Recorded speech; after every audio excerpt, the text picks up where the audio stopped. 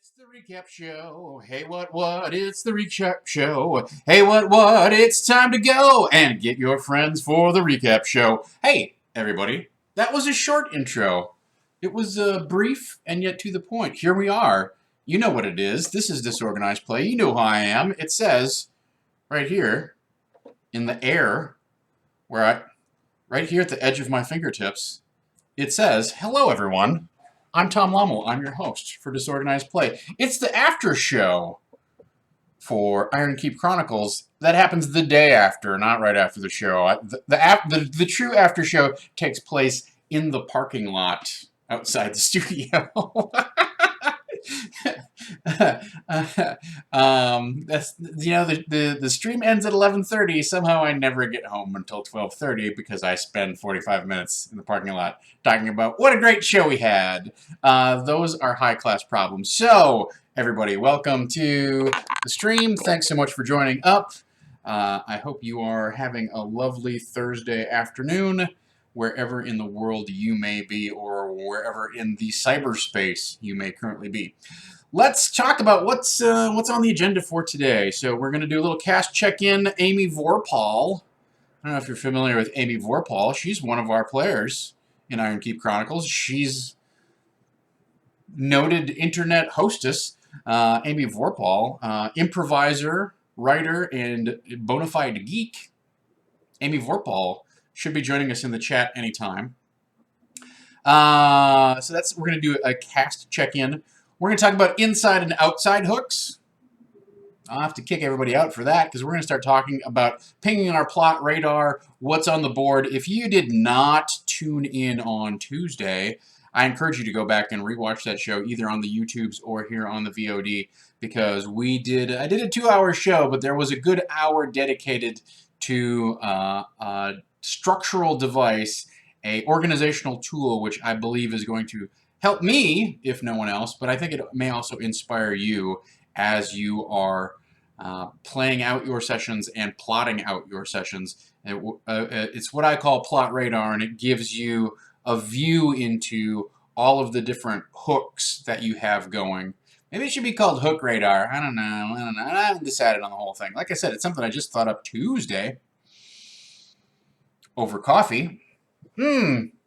Inspiration struck. Sometimes it's when you're in the bathtub. Sometimes it's when you're just pouring caffeine into your endocrine system.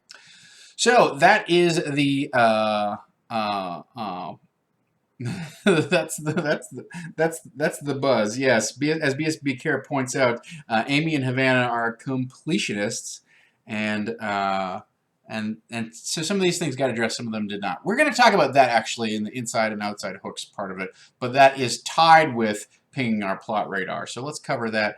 And then finally, we'll probably cover some missed opportunities, dynamics that we're struggling with. I don't know, struggling is such a hard word. I just want missed opportunities, some things that we got to kind of back clean up on, right? And then hopefully at the end of our time here, I will have a few moments to at least do some Q&A for those of you who are looking for some advice. Happy to share my insight, wisdom, and experience, such as it is lengthy, though it may be. It does not necessarily compare to those of you who are in the chat, right? We're all friends here. All right. So speaking of, Barantor brought up a map that I had on Twitter that was rad as hell, quote unquote. Pardon my HE double hockey sticks. Let's take a look at where that thing lives. It is the free version for all of you. I'm going to copy this link, copy Dropbox link, and put it in the chat right here. Here it comes. Take a look. Live it up. There it is for you. That is a generally available map that I'm also going to show right here.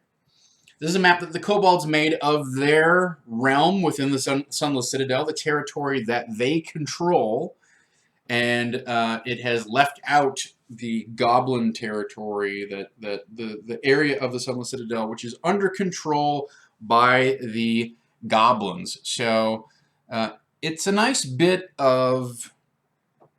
It's a nice kind of... I don't know that it really is a plot device, because I don't know that it actually motivated the plot last night in any direct material way. It certainly was something they enjoyed looking at, and it gave them ideas about where to go, but I don't think it gave them like specific motivation, like, oh, we want to go here.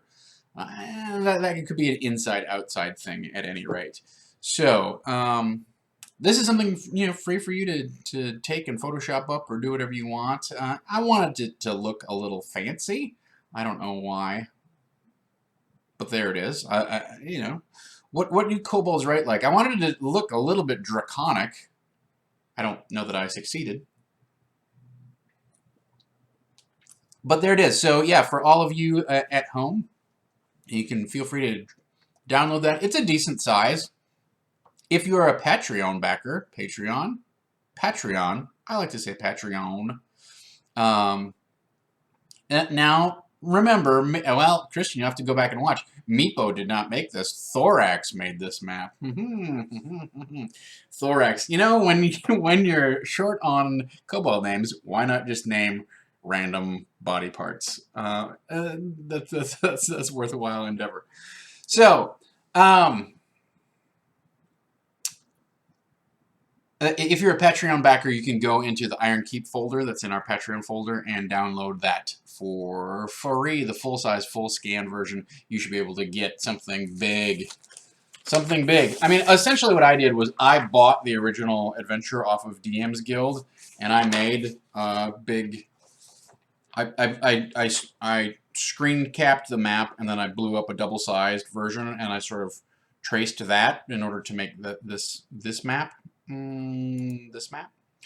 So that was how I did this one. So you should get something that's roughly, you know, 12 by 19 or something like that.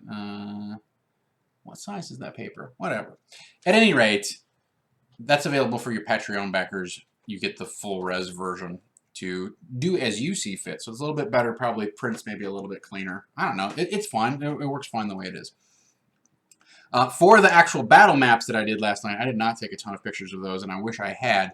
I ended up doing those by hand onto gaming paper, which I'm not rolling my eyes about that. I'm rolling my eyes about the fact that this map that I printed up didn't quite have the level of detail that I wanted, and I wanted to make sure that all the pieces fit together. So I ended up using the map that's in the book, which is literally this. It's this big, you guys. That's unacceptable. So maybe we can go to Mike Schlee's page. Let me message Amy and see if she's going to join us. So maybe we should go to Mike Schlee's page and see if he's got the full res version, because God, the thing that's in that book does not make me happy. It is so small. All right. Direct messages.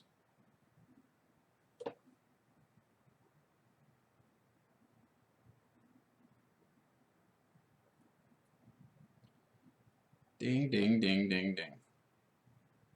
Oh, all right. Well, that's not working. All right. So,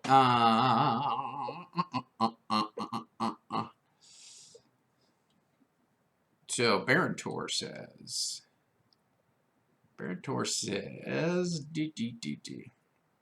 you went to Mike Schlee's site, and the Yawning Portal pack he has comes with the player and DM versions of the map. Wow.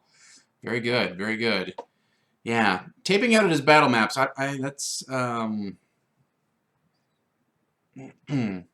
that's, you know, usually you can get a cheap version at Staples. You can do a cheap version at Staples, like poster-sized prints or something like that. I don't know. His stuff does come at really high resolution, which is nice. Like, I appreciate that he gives you... Like, if you download that map of Faerun, the Forgotten Realms map is enormous. If you get the full thing, and at $5, what a bargain. So that's really good. I haven't printed out a ton of battle map stuff. I tend to make them. And usually that's because I'm not one-for-one copying stuff. But yeah, I would love to have excuse me, I would love to have access to a plotter-sized printer or whatever. Let me try texting her. That didn't work.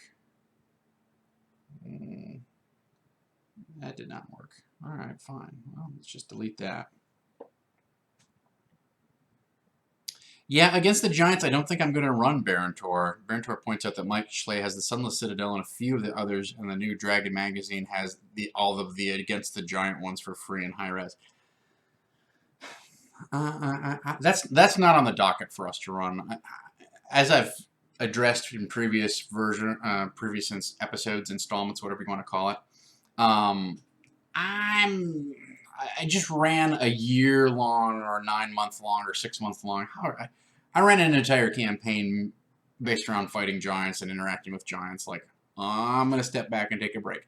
Not that Against the Giants isn't a classic, but I felt like we got an interesting remix and reboot and update out of Storm King's Thunder, and I enjoyed what I did with that adventure, but I want to explore some other space in my own brain today.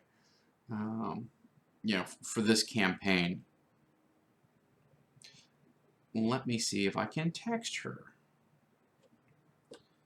Amy Vorpal. Maybe.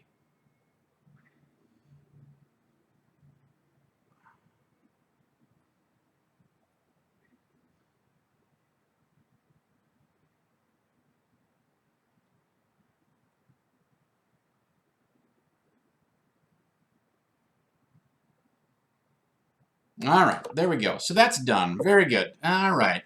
James V says you have to be careful with Kinkos and staples. You need to either have something you created yourself or have something that says you can print someone else's stuff because of the copyright laws. That's true. That's true. Barontor points out that they're more of a fan of the Liberation of Jeff 925th anniversary of Against the Giants.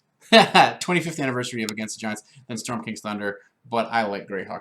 I have that. That is a Sean K. Reynolds joint, and I have that somewhere around here. I think it's over on my shelf over there. And I was originally going to do my own update of the whole thing and run it. And I never got to it. So there we go. There we go. Miss Beezus, welcome to the family. So that's I'm just stalling a little bit to see if Amy's going to show up. Let's talk briefly about the events of last night. That's not spoiler territory. For those of you who were not able to watch the actual play, I encourage you to go back and watch, but I'll catch you up on what you missed last night. Since it starts late and it runs late, I'll be happy to talk to you briefly about the events that came through. So they talked to Eustrail. Eustrail could have been like, they were mean to Eustrail, all right? So I want to point out that one of the things that I said, like coming out of our session 1, and we had so many bumps left over and stuff like that, I said, I want to translate some of this into some in-game benefits, and then there weren't necessarily all things that the players were aware of. So one of the things that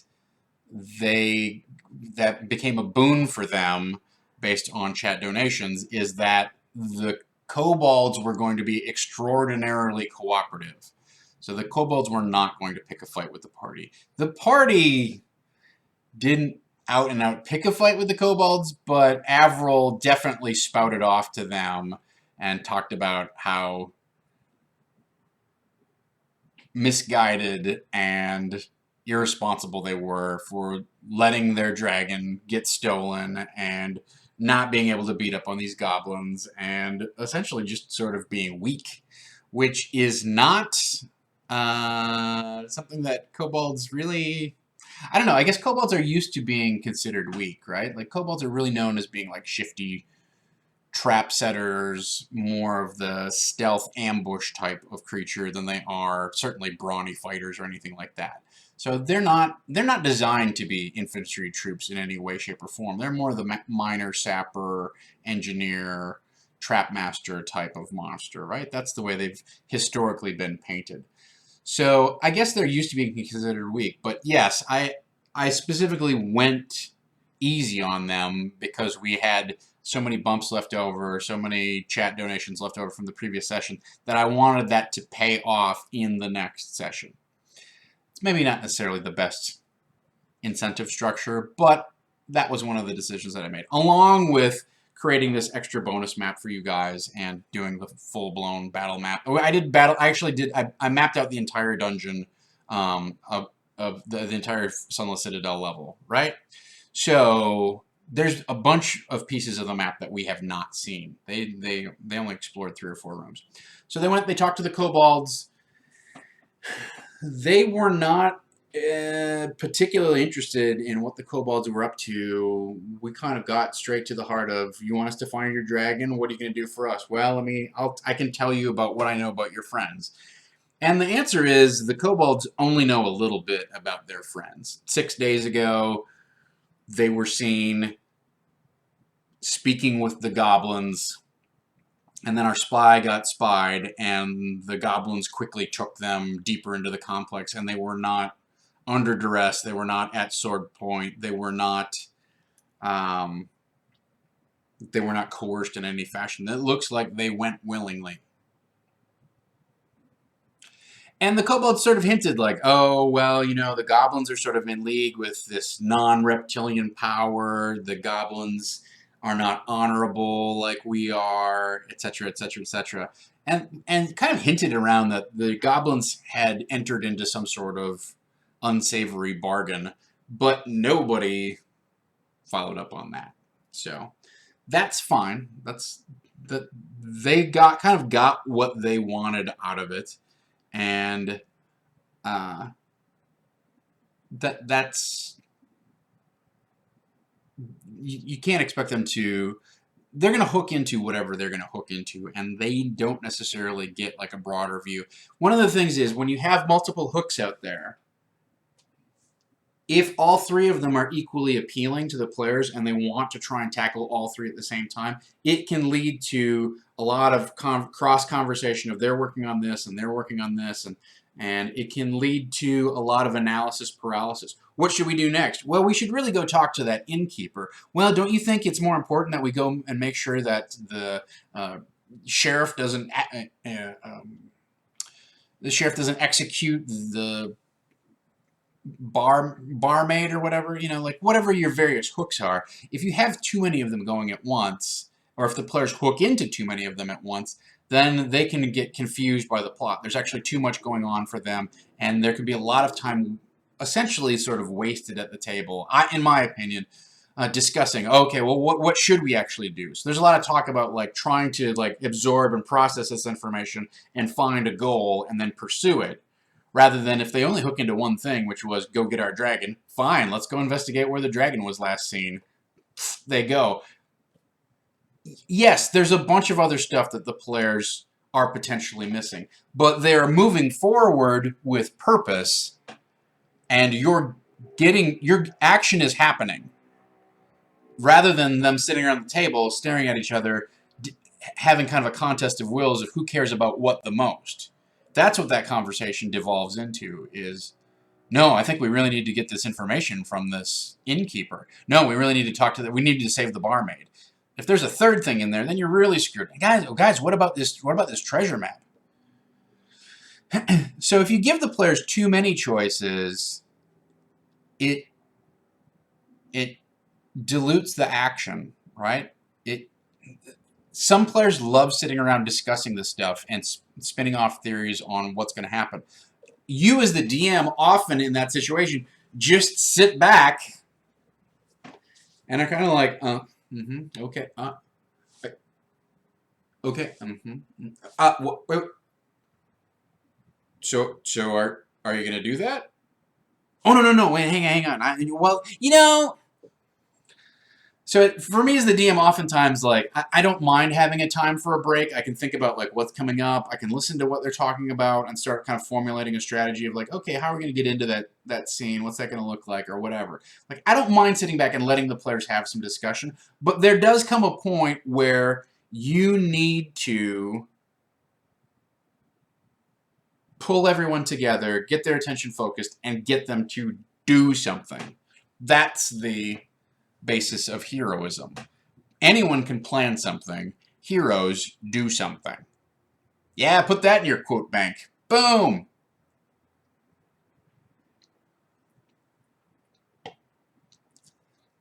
So it's okay that they were focused on, let's go get this dragon. BSB Care points out that something that I will do is jump in and say, here's what I hear you talking about. And I will also add a little bit of detail sometimes of like, well, you know, or I'll do like a knowledge roll. Like, why don't you give me a knowledge roll? Last night was a prime example of that, where they're talking about, look, they got to the dragon, they got to this door that was locked, but it had a keyhole. And they're like, oh, there was a key in the throne in the kobold's room. Let's go back and get that. And I knew that if they went back there, we were going to have this whole role-playing scene with the kobold leader, Yuzdrael, and maybe, you know, Meepo and whoever. And it was going to sidetrack the pace of the evening. And, you know, by the time they got to that door, I'm looking at the clock and I'm going, it's 20 to 11. How do we get out of this soon? Like, I want to start wrapping up at 11 o'clock. That's ideally my out time. And especially, you know, several of us were kind of worn out and had a long day and whatnot. So, oh, it's short time Amy. All right, very good. Anyway, just to put a brief bow on that thing, that's why I said make a knowledge check, give me a wisdom check, and you can, you realize that if that was the key to that door, the kobolds either would have used it or they decided to use it and they locked it back up. So, thank you, BSB Care, for quote time. All right, so Amy, welcome to the chat. Welcome on board. I'm glad you could join us here, however briefly, for the next 6 minutes. I assume you're going to have to go at 2:30. So why don't you just give us your impressions of last night's session, what you enjoyed, what you felt was a challenge. Let's talk about that briefly. I thought it was, personally, in respect to your character, I thought it was interesting that these voices keep coming up, and they now have bled over into things that are not necessarily toys. So I thought that was an interesting element, and we'll see how that develops. I don't have a ton of specific ideas any more than maybe you do. But that's that. Amy says, I loved the role-playing with Attack and Avril. So Attack and Avril really have kind of a bad sisters relationship going, or kind of a sisterly love-hate relationship. I'm your girlfriend, but I call you out on all kinds of stuff. So that was interesting, especially when you out and out did a charm on her. That was interesting. I do think that it was good that sort of by the end of the session, we got to a point where your character admitted that she had sort of hoarded these things, and then Avril, along with the rest of the group, was able to kind of confront you with, like, we don't care that we ordered those things. Amy says, I also love the surprise rat attack. Let's be honest, it really wasn't a surprise. I very clearly said, this door smells like garbage, hot garbage and poop. and Havana was like, I opened the door. Is anybody particularly surprised that that there was an entire swarm of rats back there? So that was fun too. So I do, yeah. Amy says, I love that the dice defined that event of the role playing, rolling a natural one and whatnot. She says, I like it when people just take action. It leads to adventure always. That's definitely true. Yeah, that was a fun scene to play out. And that combat could have potentially been a little bit shorter, but I felt like it was fun, and it was, I thought it was very engaging and descriptive, the way that the rats kept like climbing over people and running over here and biting somebody, etc. BSB Care asks, do you miss the rerolls or heals from chat, or do you like the somewhat more limited role of chat? That is a good question. I'm curious. Amy says, I'm 100% enjoying the limited role of chat in terms of dice mechanics. I tend to agree. I feel like it was a much more interesting, much more high-stakes set of combats that we had last night compared to other sessions that we have played, or at least other games that we have played, where you don't have that safety valve, and when Havana goes down the second time and Grayson has already used all of his healing power, you're like, oh crap. Also, I think that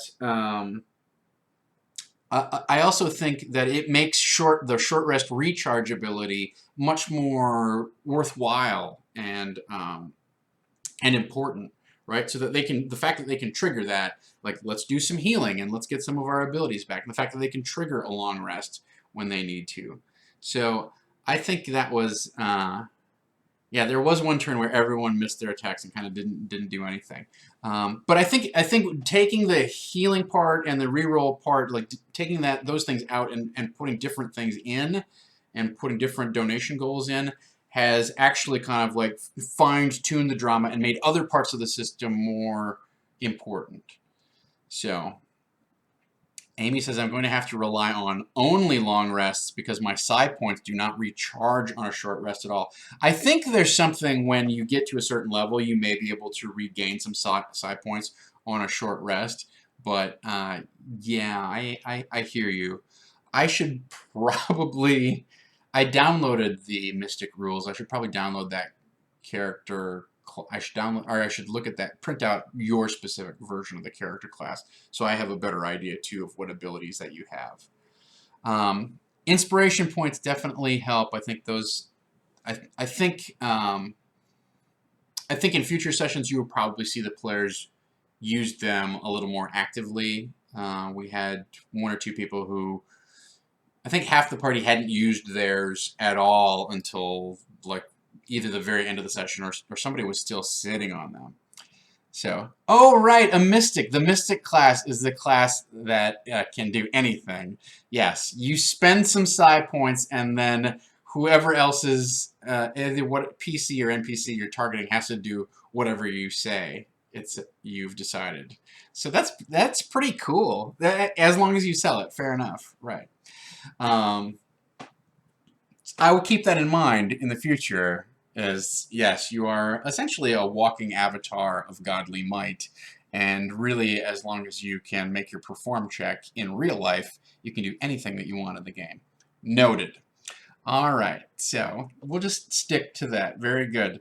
Yeah, so I'll look up the Mystic. I thought that, you know, we did have kind of a combat heavy session last night, or there was a lot of damage being thrown around. There was two big fights. I thought the rat fight was central, and I thought the skeleton fight, man, I thought the skeleton fight was super fun, personally. Like, the rat fight was fun in a kind of a whimsical kind of way, and there was the rat fight was, or the skeleton fight was more dramatic. That was like, oh, we knew we shouldn't have touched this thing. Oh, she touched it. Ah! Riddles. All right. Do you want more riddles, Amy, is the question.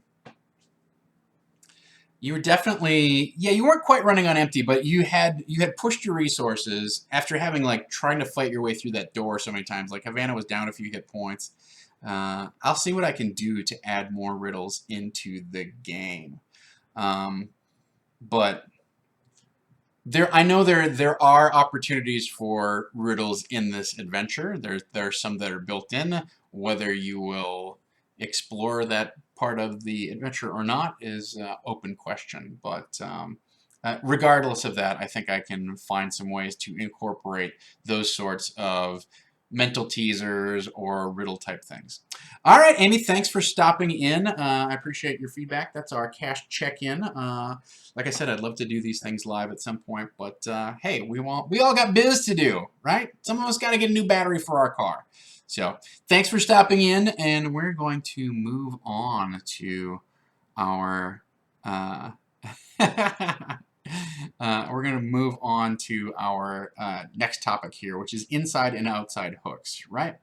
So as I mentioned earlier, the kobolds kind of threw some things out, right? They had a talk with Eustrail, and Eustrail, I will freely admit, like, I tend to kind of warm up into the role of the NPC. It's hard for me to come right out of the gate and just say a bunch of stuff unless I have it prepared and written down as kind of a box text intro type of thing that I want to do. So I tend to kind of let the PC kind of like let their interaction warm up and then start dropping info and hooks once I've gotten into some sort of rapport and I kind of feel comfortable with the voice of the character and we establish sort of a baseline interaction with the party. So Yawning doesn't come, last night didn't come right out of the gate with like, here's bam, bam, bam, here's a bunch of things that are going on, right? But Yawning did, over the course of the conversation, mention a bunch of things. Conveyed the information about Dell and Gregory, essentially being friendly with the goblins. Conveyed that information, and then conveyed some information about, well, why don't you, can you go get this dragon for us? And they did not fight particularly hard for like, well, why don't you give us something besides information? They held to their bargain, which, you know, to the party members are lawful good, so that's sort of to be expected. But I was a little surprised that they, you know, somebody wasn't more mercenary about, well, why don't you also throw us some money or whatever. Fine. I mean, I can always have them like be so grateful that they'll just generously reward the party with whatever items they see fit, etc. And who knows, they may not even capture the dragon alive, right? That would be disappointing. But inside-outside hooks, what I'm getting at here is I have hooks that I have inside the DM screen, okay? I've got a huge list of hooks over here, which we talked about on Tuesday. This is my plot radar. I have a huge sheet of hooks that I have written out, or at least slapped onto Post-it notes. And I'm going to try and pull those things together and make connections with the players and with the plot so that the players have a strong motivation to go forward and continue adventuring and sort of reach the, oh, Havana! Havana made it. Well, welcome. Dun, dun, dun. Stop telling the secrets. I just showed my giant secret map, Havana, so you really blew it. All right, cast check-in part 2. Havana, what did you enjoy from last night's session? What surprised you, and what was something that you thought maybe was a little challenging or could have been a little different or anything like that? So we're just looking for your basic impression from the game last night. I think we all agree it was a fun session, so that's that. So yeah, what was the highlight of the session for you, and then what point did you feel like maybe you were struggling either as a player or to pay attention, or your character was struggling?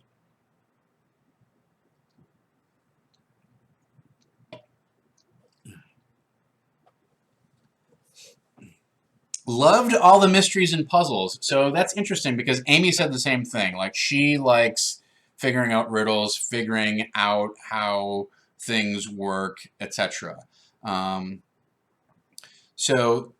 said she really loved the role playing between Tack and Avril. She especially enjoyed the relationship that you guys are developing. That's sort of like a, I don't know how to best describe it, a snarly sister, maybe a snarky sister kind of, I got your back, but I'm also going to call you out on your shit type of thing. So I think that's good. And I said, too, I think it was important for Amy's character to get to the point where she revealed that she was hoarding these little dragon statuettes, and then that your character demonstrated, like, well, that's fine. We don't actually care. So, yes, Havana says she's very frustrated with her roles. So, I think there is a full dynamic between all of the characters, between the, you know, I think, so my only struggle here is I feel like Thawne is the one who's sort of like left out hanging in the wind. He doesn't have that kind of sister-girlfriend kind of friendship, friendly rivalry relationship, and he doesn't have the brother-sister relationship. And so he's a little bit on the outside of the dynamic. as it were. I mean, it's not a love triangle. I was going to say kind of like outside the triangle, but that makes me think of a love triangle, and that's not what's going on. So I think I want to find a way, and this is something that not just last night that popped up, but from kind of session 1, the past 2 sessions, has been trickling around in the back of my mind, is how do we find a way to bring Thawne in, give him a hook that's a little bit stronger into the group dynamic, whatever that may be. I have some ideas, and you're right, like he is sort of the outside. He's sort of the dad character that you respect, and Grayson is the voice of reason that nobody respects, that everybody like resents, right? So that is very well stated. That is an interesting point, that he is the authority figure whose voice carries some weight. I feel like it places him a little bit outside the group dynamic, and I want to find a way to get his character, give him some avenues that allow him to engage with them more naturally, right, and with the rest of you more naturally. So that's all right. Thawne can fall in love with Avril. All right. Well, I think so. Yeah. There may be a sort of I definitely think there's sort of a bromance between Thawne and Grayson in terms of like, oh, you girls, all right, let's rein it in. Come on, if you want me to throw a flaming rat into the fountain for you, I will throw a flaming rat into the fountain. I only have 2 left. I'm not doing this for another half an hour. So that's fun. All right. That's is there anything else, Havana, that you want to add in terms of, I know BSB Care was asking, do you like the way that the chat rewards are playing out right now compared to other games that you have played on stream? Are you satisfied with the way that it's working? Do you have questions, or would you like to see it tweaked or anything like that? So that's something that BSB Care asked Amy, and I'm curious to get your take on it as well. Amy's consensus was she likes the way that the chat donations are working with awarding inspiration, giving bumps. And I said, I think, in the future, like once the players get settled into how inspiration works and how chat can refresh it, I think people will use it a little more proactively. Inspiration always feels like something that you should hoard. And I will say, regardless of the whole chat structure and reward and donation structure, when you are playing in an Adventurers League game or playing at the table, if you are a player who's hoarding your inspiration, the problem with that is the DM can't give you additional inspiration until you've used it. So I find that inspiration is something where I'm more willing to give it the more that you use it. And the more you use it, the more I'm able to give it to you. Havana says, it's more exciting when we can't re-roll every bad roll. And it ends up being very funny in my case, too. My failures are magnificent. When you double botched that thing, that was, double 7s. That was brutal. How do you feel about, I'm asking for a lot of either intelligence checks or wisdom perception checks. And how do you, I feel like that's becoming a point of frustration for you. Is that true? And do you feel like that's something that needs to be addressed? Or do you feel like, well, that's the way my character is built. I'm really good at other things, and I don't, I'm going to have to be bad at something. Yes, you were very quick to use your inspiration there. I think, I don't remember who sat on it. I don't remember if it was Thawne or it was either like Thawne and Amy or Thawne and Tack or Tack and Grayson. I don't remember. I'd have to go back and look again. So your perception is +1. That is terrible. +1 is not great, but yeah. Yeah, that's not terrible. It's your intelligence that's really hurting. So that's the tough one.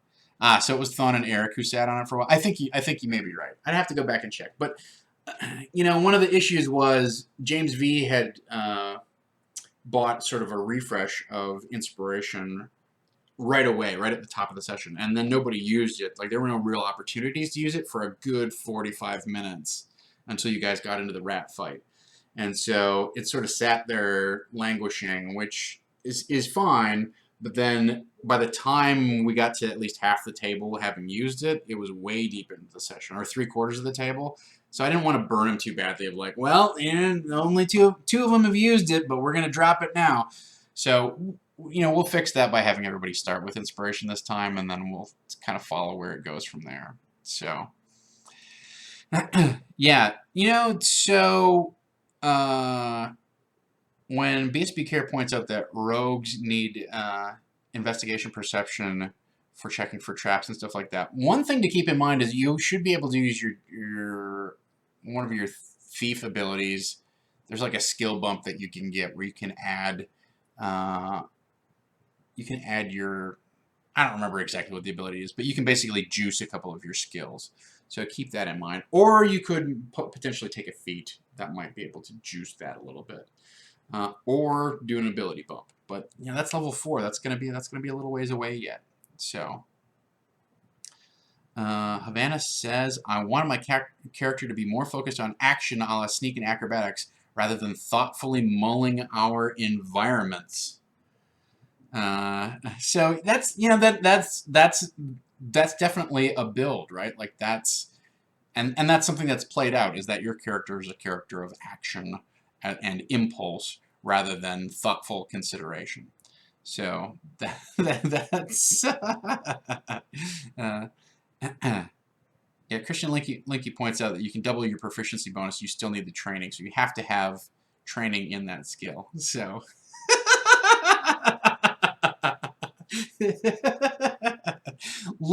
Let's not second guess Havana's character build too much. I guarantee you, there's a deliberate emphasis.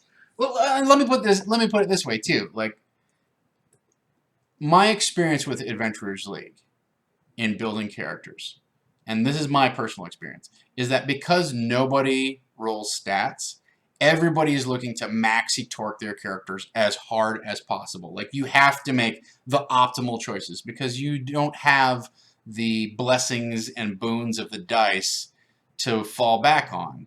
So you can't go, oh, I have a 17, let me find a juicy place to put this.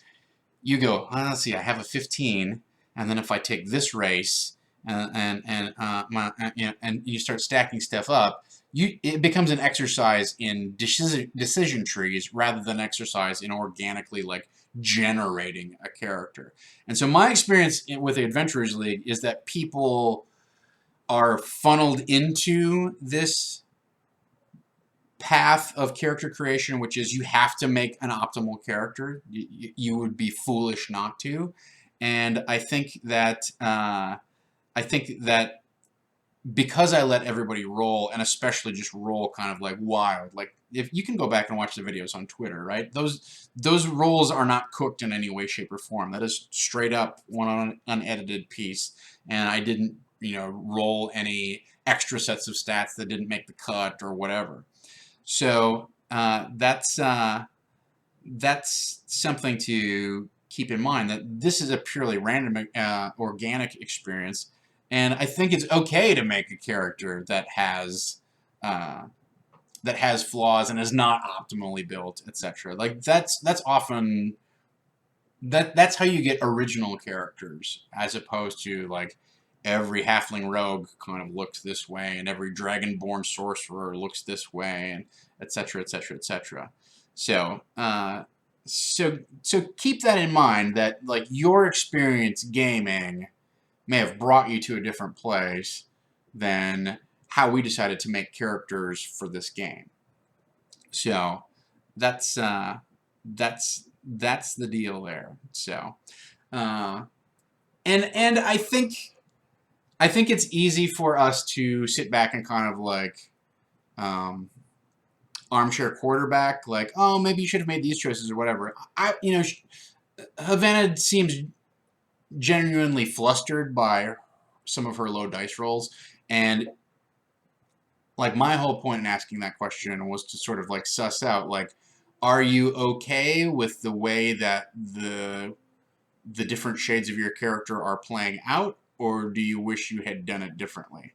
So I sort of invited criticism there. So some of that is on me. All right. So I don't know. Are you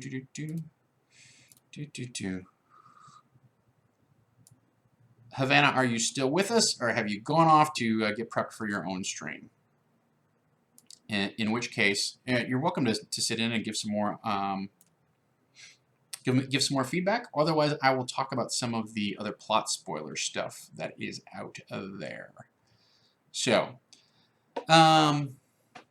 you know, it's a tough balance of, do you want to play somebody who's iconic? Do you want to play, you know, what is quote unquote the best build? Do you want to? I think it comes back to that whole idea, like if we flip this around to DMing, to the idea of sort of the improvisational DM versus the very like planning heavy, plot heavy, kind of like I need to have see everything, like see through everything, and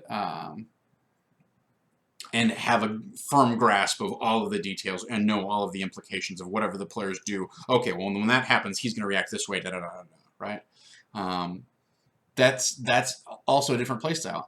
Whatever playstyle you prefer and can manage to successfully implement is what you should play. So I think Havana has It's true. Yes, you definitely built your character the way you wanted to play her, and so I will say I will take some heat for asking you to second guess your character, because that was an invitation for everyone else to second guess your character, and that was not my intention. I was just trying to measure whether you were frustrated with some of the implications of whether you feel like that's just dice rolls, or whether you feel like it's something that's in the character that you would like to see addressed somehow, like that you could grow in a different way or something like that. So some of that's I opened that door, so I'm going to put a bookend on it. That was my intent behind the question. It was not to disparage or criticize the way that you built your character by any means. You know what was behind my question was, I want to make sure that you're having fun. So that's what matters. So that's where we're at. So that's my clarification. And I apologize if I'm sitting here mansplaining, since we don't have a live kind of one-on-one dialogue that we can have, like both talk. I'm sort of filling time as things filter in through the chat. So I don't mean to monologue and stamp out your points or what you're trying to say. It's kind of a fault of the structure here that we've set up. So, but all that said, I thought it was, like, I appreciate when we put this party together. One of the things that we specifically wanted to do was like have Eric and Gaurav as sort of the anchor points against Amy's, character-driven stuff and Havana's character-driven stuff. And so, Havana's function as the wild card is not something that's just sort of accidental, right? It's very much a deliberate choice. In the same way that we knew that, like, Amy's going to play hard into a character and do stuff that's unpredictable, like Psi Blast, or like psionically charm her party member, or psionically charm her mom, etc. So those things are not, to me, it's not a shortcoming of the game. It is definitely like part of the dynamic, part of the party dynamic of the game. It's something that rat scene would not have happened if it weren't for Avril, right? There's that, like, nobody else was going to touch that thing, but she did, and it led to this wonderful combat that kind of like bloomed and went all over the place and had drama, and people went down, people came back, and there was scrambling and blame shifting and things like that, right? Likewise, I think the party would have given up on that door with the skeletal dragons, the rebuke death door, which sort of as written, they don't have a really great way to get into, right? Nobody can channel divinity. That's ostensibly the way that you're supposed to get in. Of course, you can do a sleight of hand traps kind of check to make it to pop that thing open, but you're supposed to open it by doing some sort of channel divinity, and unless you have a cleric in the party, that's just not going to happen. So there's sort of a weird dead-end quality to that particular encounter, right? If you don't have the cleric, well then here's some other stuff that makes it a lot more difficult to do. If you have a cleric, you can just pop it open. And I think the party would have given up on that they would have given up on that if Havana hadn't driven them to, like, let's get this thing open. And it paid off, right? Yes, of course, it led to 5 skeletons popping up and attempting to massacre the party. But it also led to a named magic item. It led to another bit of treasure, etc. So there was effort, but it paid off. And that's the crux of Dungeons and Dragons, right? That's where we're... that's the meat of it, is you put in the effort and then you gain a reward. You are given a challenge and you earn XP, treasure, gold, magic items, more power, whatever it is, right? A boon, reputation. There's multiple different things. So, and as Christian Linke points out, that's the big benefit to playing with, a brain as opposed to playing in a video game where all of the solutions are have to be mapped out for you. General Fancy Pants, welcome to the chat. All right, I'm going to move on to a few plot spoilery things. So, Havana, if you want to put us on mute or roll off and do your own thing, that's cool. But I'm going to talk about some spoilery things just to wrap up our last few minutes here. I might go a little bit over, but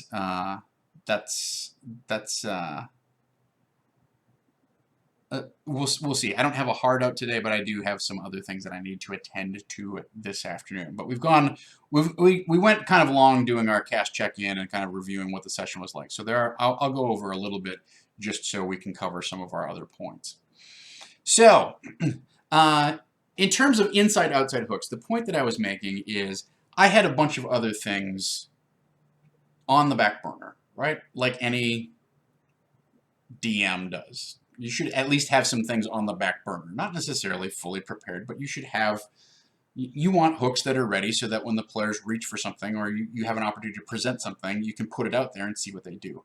But those hooks are all what I would call inside hooks. They're all inside the screen, right? They're either inside the module or they're inside things that I have cooked up that make sense with the internal logic of the plot, right? If you consider the players to be external to the DM screen, really,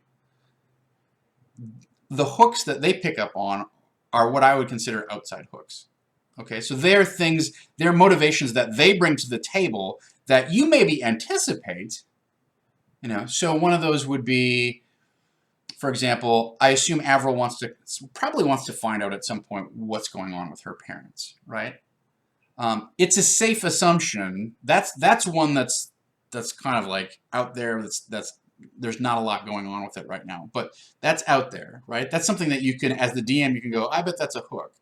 But there's also, on the flip side, with this whole Gregory and Dell plot line, you can assume that Amy's character, Tack, is going to care about her sister. So that's a strong motivation to get them adventuring off to the Sunless Citadel, rescue these people, whatever it is, right?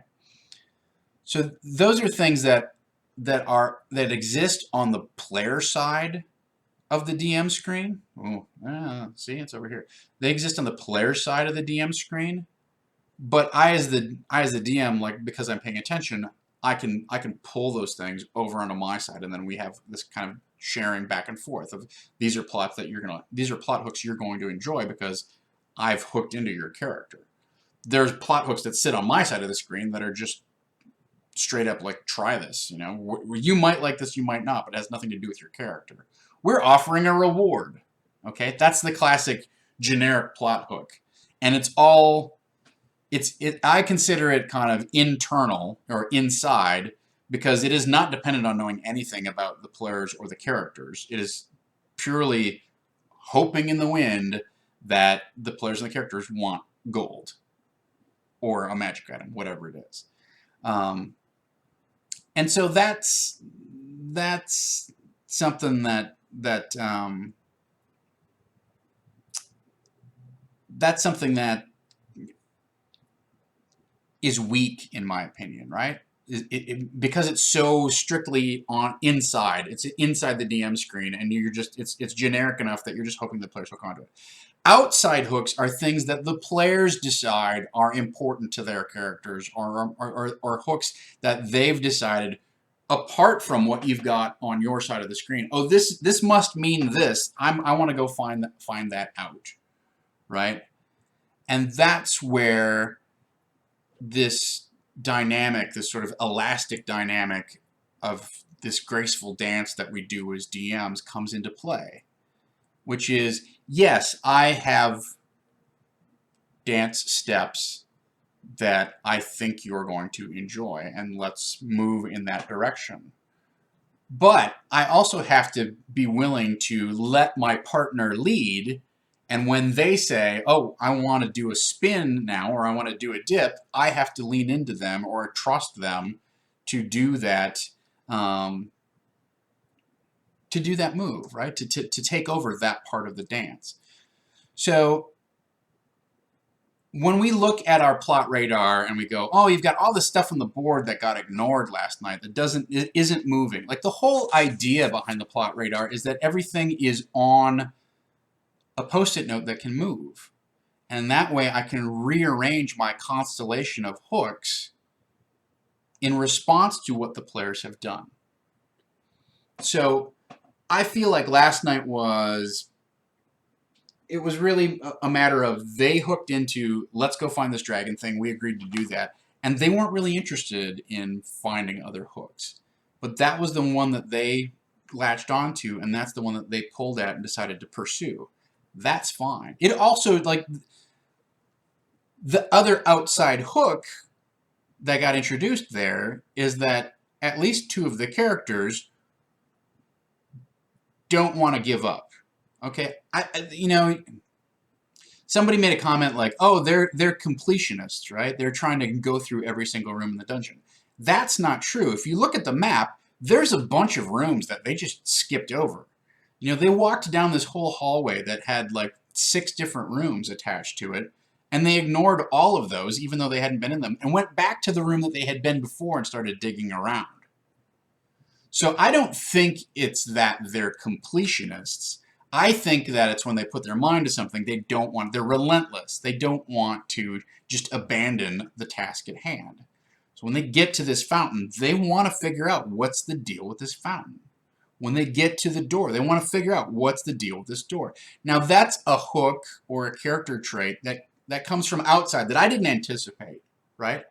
And I'm not saying it's bad. I'm glad that they figured out how the fountain worked. We had to work to get there together.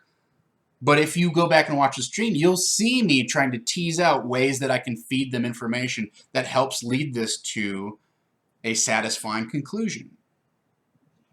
And every encounter doesn't have to have a satisfying conclusion, but when you hand your players a loss, you should do so deliberately and with an eye toward, how do I make the overall arc of what's happening here exciting, interesting, and satisfying? Players don't have to win every battle or figure every puzzle out. But especially when you've got, people in the party who are relentless about trying to do that, if you're going to end on a moment of disappointment, you're not sure how to open this door, you have to offer them a piece of hope.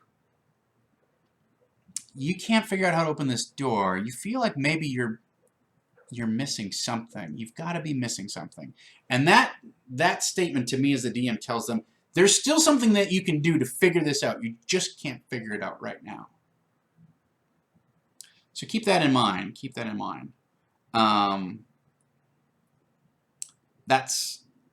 That's what I consider an outside hook. When the players bring something to my side of the screen that I have not thought about or considered, and they latch onto it, and they're like, we're taking the adventure in this direction. And we've all had it where you casually mention some like random noble's name. Oh yeah, well, you know, he really got into a scuffle with Lord Tillingdon when he came through town 2 weeks ago. Let's go find that guy, Lord Tillingdon. Who's that? Who's this?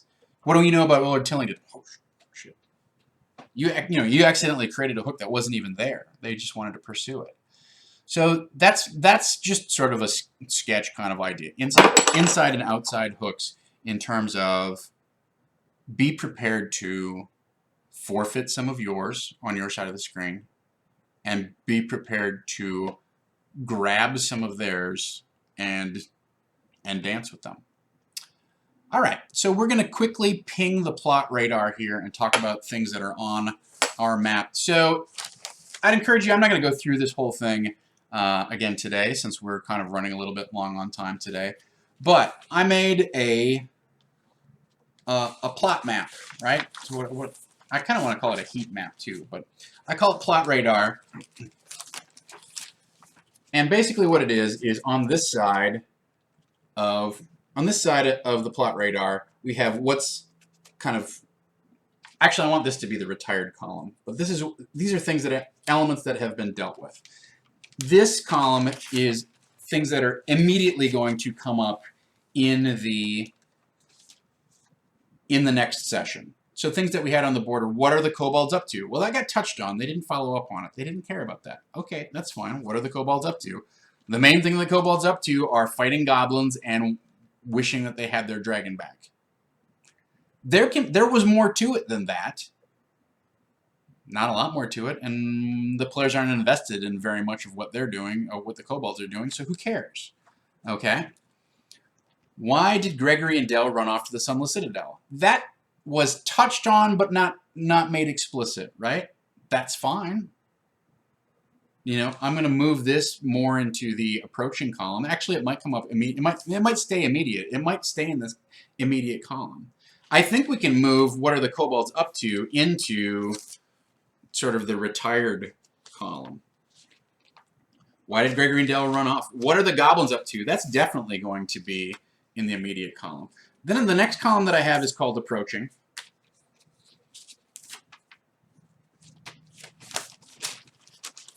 The approaching column is stuff that is 2 sessions out. Okay? 2 or more sessions out. Well, 2 sessions out, really. Things that are approaching. This Birdsong Prophecy, I don't know. I definitely think Twig Blights are approaching, and I think Belloc, at least the mention of Belloc, is probably going to come up in the next 2 sessions. Given the pace of progress that we made, maybe not. But I'm going to put him out there. The Birdsong Prophecy, I'm going to move back to distant, and I'm going to move, that's going to stay in the distant column with the Gulthius tree. So distant things are things that we need to eventually foreshadow, that we're going to get to, but haven't been set up to be addressed in the next two sessions or so. And then finally, I have things that are dangling. Those things are going to remain dangling. The Iron Keep and its enormous flock of pigeons, and the and a Chardalon, which was mentioned, and now honestly, like, that's kind of receding. They didn't bring up anything about a Chardalon, and there was nothing in the adventure that was mentioned about a Chardalon. So I'm curious if that, I'm curious if that's going to come back as a theme, if that needs to be reintroduced, if I want to reintroduce that. Or, the great thing about this is this map also gives you an idea of things that you can just gently let go of, right? Again, this whole Malatizon draconic word that was on the map, they completely forgot, about that. They forgot about that map completely. And I didn't get it out. So not having that physical prop there definitely makes it, if next session I bring that out, they're going to look at it and they go, oh yeah, what's this Malatizon thing do, right? Well, I'm getting some ideas for how I may be able to incorporate it later on, but I'm thinking it's probably going to be a while from now. So I may want to just kind of sit on that map for a while and then bring it up, and then maybe they'll notice, like, oh yeah, there was that word. What about that word?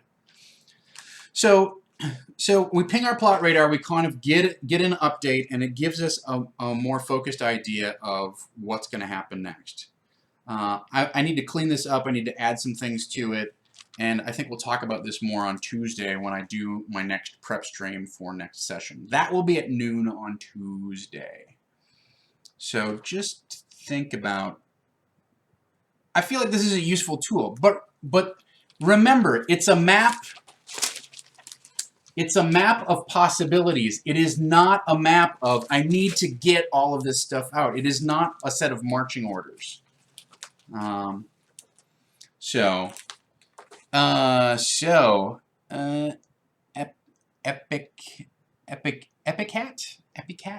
I'm having trouble reading your name because it's in this bizarre lime green font.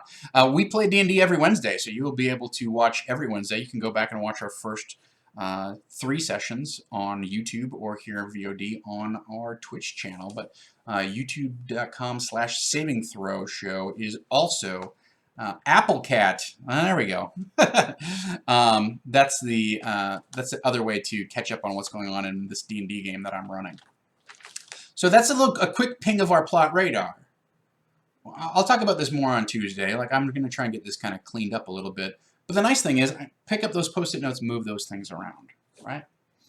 In terms of missed opportunities, I don't feel like there was a ton missing. I think we've moved toward a resolution of this conflict between Tack and Avril of, I'm going to hoard stuff and not tell anybody. And she's like, it's fine if you have weird voices talking to you. Just tell us what's going on. Don't hide it.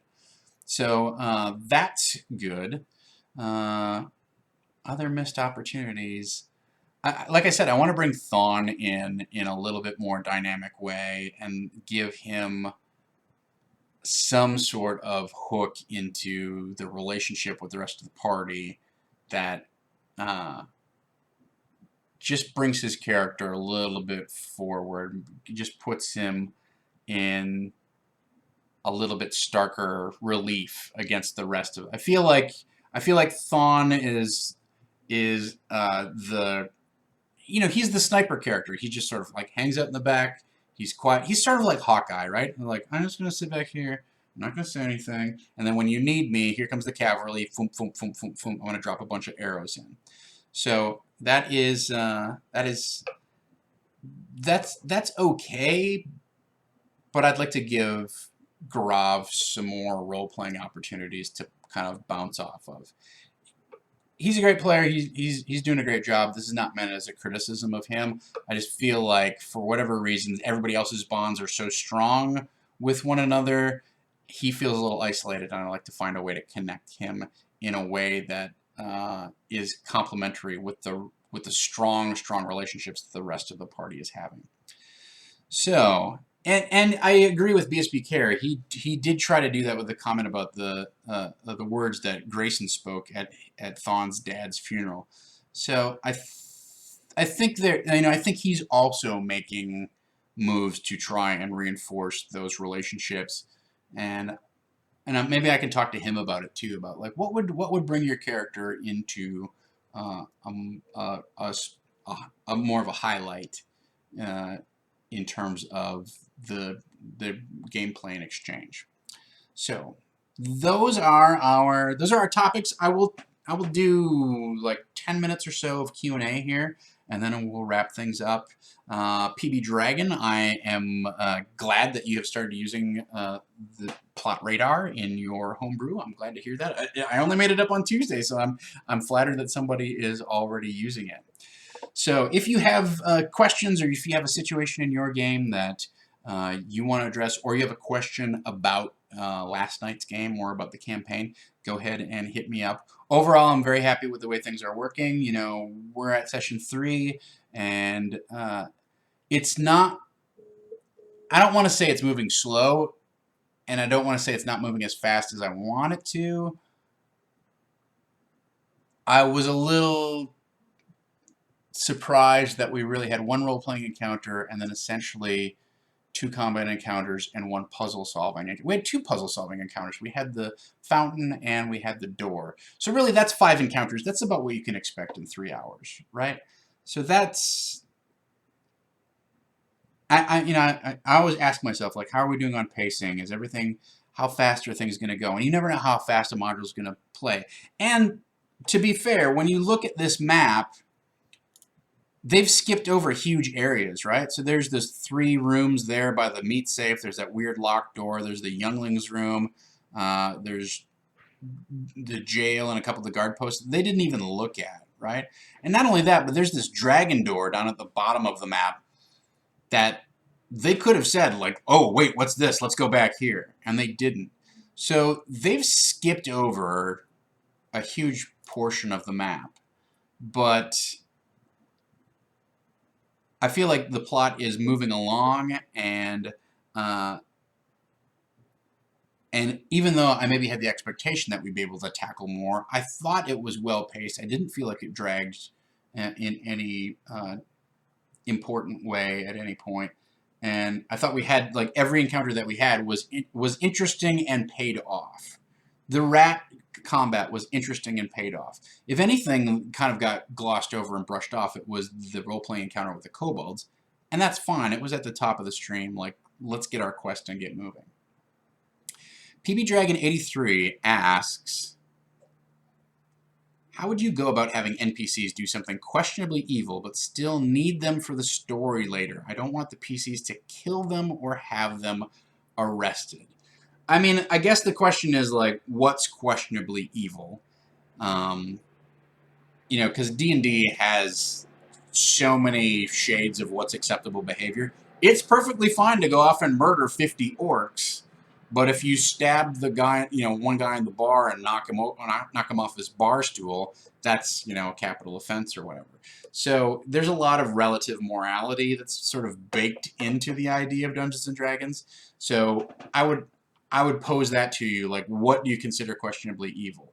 But while you're mulling that over, I will say that the best way to save those people so that the party does not murder them, there's a couple things. Number one, you could just make it so obvious that those guys are well out of their league. You know, this guy, you're 2nd level, this guy's 12th level. He will mop the floor with you guys. That's a dangerous gambit because I have seen parties find a way to isolate and systematically destroy a known named enemy that they consider to be their nemesis, right? Like, I've watched it happen. By the same token, I have had NPCs take the party apart as an act of vengeance too. So, you know, when you know enough about a character's capabilities and you can figure out how to counteract those capabilities or play them, then whatever threat you might make of, like, I'm way more powerful than you, oh yeah, that can get short-circuited fairly quickly, right? I feel like, I don't know if my computer's getting hot. What's going on? It just smells a little like hot plastic here. So a couple other things that I would point out. I'm going to pull in your comment here in a minute. You can give the party a relationship that is meaningful to them. Oh, it's one of their family members. It's a spouse. It's a child. Those things can happen. It can also be, you can also paint the situation as something where they've been coerced to do this and they had a moment of weakness and they thought that they could get away with it, and unfortunately their misdeeds have caught up with them. So that's another way that you can have an NPC do something that is morally questionable, you know, borderline evil, but offer a route for redemption later. And the other thing that I will point out about your question is that it's inherently loaded with, there's a purpose for this guy 10 sessions down the road, and I need to protect him so that he can fulfill that purpose. And I'm personally not a DM that goes that far down the line. I have ideas about villains and NPCs and the roles of different NPCs in the campaign 10 sessions out, but I don't let those ideas get so crystallized that I will roadblock any attempts to alter or diverge from the anticipated storyline. I'm not saying you're doing that. I'm just saying that's something that like goes off in my personal radar is like, I need this guy for later. I would question whether that's true. PB Dragon 83 says the specific example here is that a wealthy patron of the PCs has smuggled in a liquor that causes anyone who drinks it to think that a local tavern owner is a demon in order to evict him and take over his tavern. The tavern owner grew up with one of the PCs. So you're posing a moral imperative. Do they side with the tavern owner or their patron?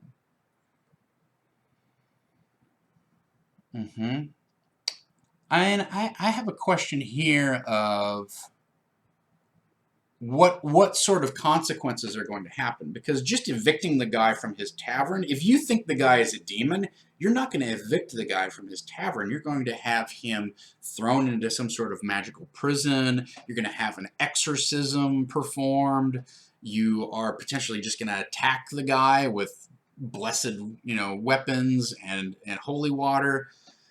So it's a situation where the stated premise calls for a stronger response than, oh, he's no longer fit to be the owner of this tavern. He's a demon.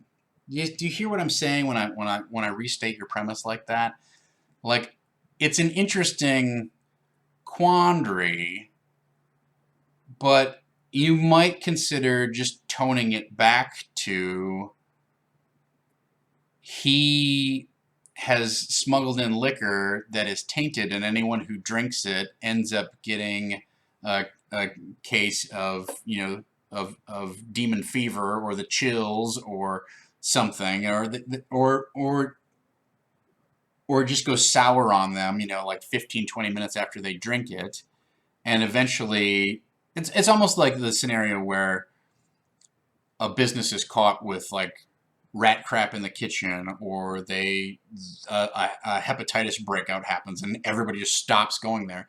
You maybe don't have to necessarily paint the guy as a full-on demon. You can sabotage his business, and then when he goes bankrupt, you can buy him out.